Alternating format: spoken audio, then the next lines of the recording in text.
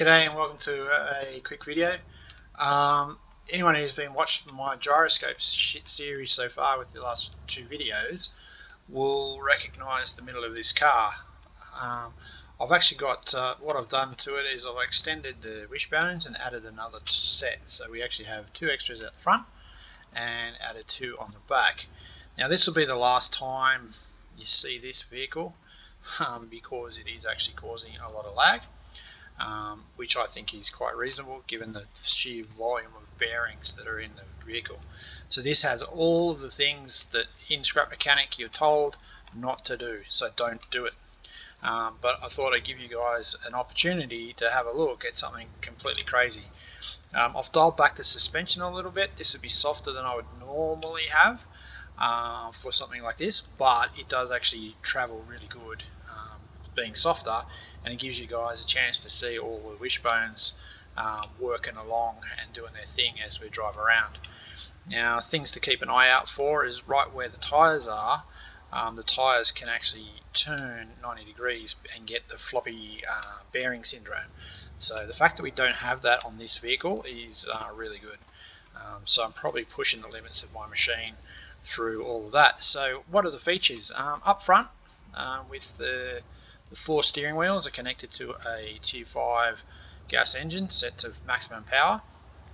The rear four tyres are set to another separate gas engine set to maximum -1 value, and that gives us the car behaviour as being pulled around by the front tyres when we're actually on a nice asphalt like we have here.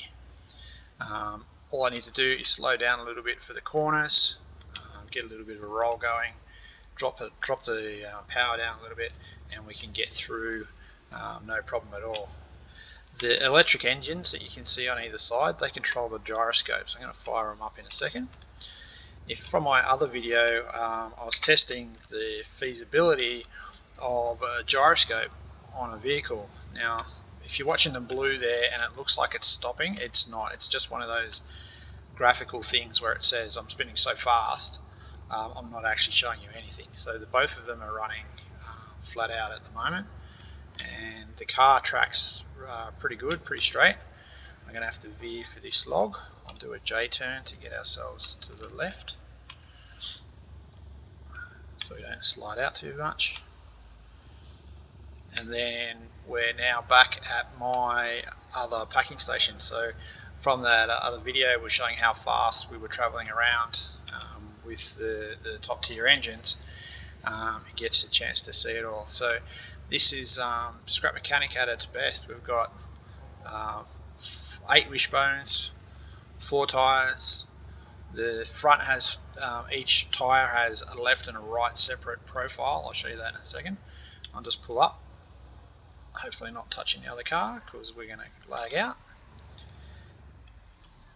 So while we're stopped, I'll just give you a quick view of the steering. So because the Tier 5 seat gives you the ability to edit the bearing with the E key. So you can see here that the left and the right trim of the driver's seat has a different setting. I'll switch that gyroscopes off. And the reason to have the slightly different settings on all the wheels, so this one's actually different again, and the other side is the corresponding opposite. Now what that does for us is when we've turned the wheels, they make more of a circular shape, if that makes sense to everybody. They're in, it means that our wheels aren't parallel to each other, but more circular to each other.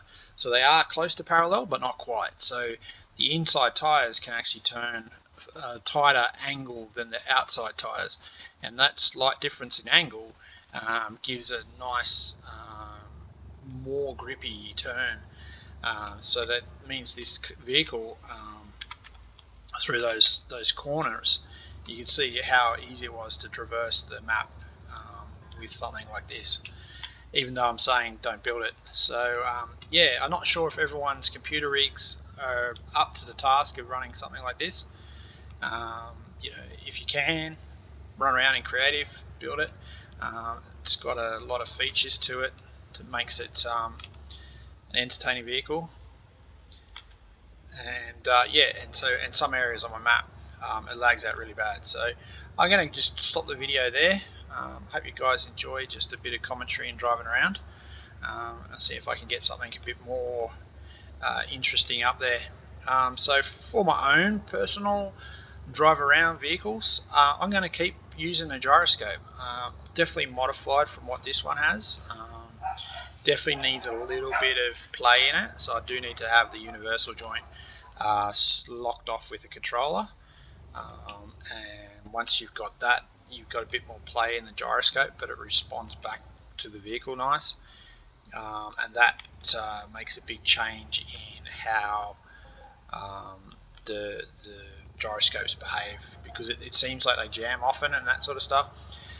And I'd make them a disc, not an open wheel like I have, because there is the ability of stuff to jam in it, and I'll make them all out of a single block. At the moment it's made out of metal block in the middle, space block in the middle for making it easier for me to work out geometry, and then metal on the outside.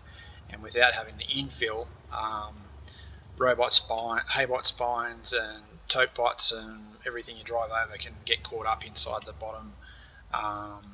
bottom disc.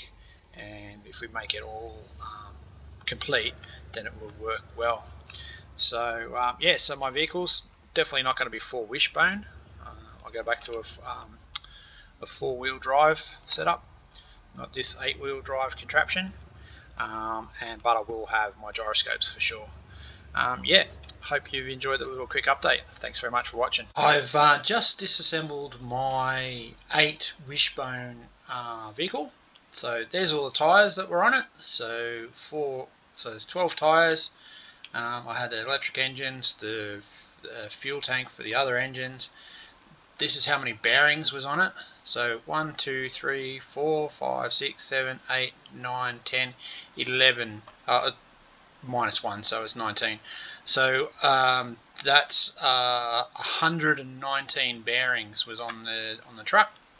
Give you an idea of the pipes as well. So we've got all the curved pipes at the bottom, and then we've used all the straight rods, the gimbal ones for the tyre connections, T-pieces in it.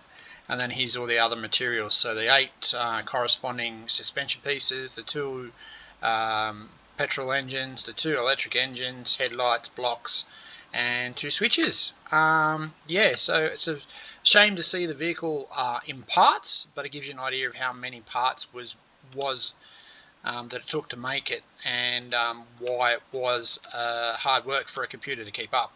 So it's going to get converted into a twin steer flatbed truck that I'm going to use from now on for my bales and fruit runs. Yeah, see, hopefully on the next video you'll see that truck complete. It's going to have some cool features, but I'm not going to sort of highlight them here yet. See you on the next one.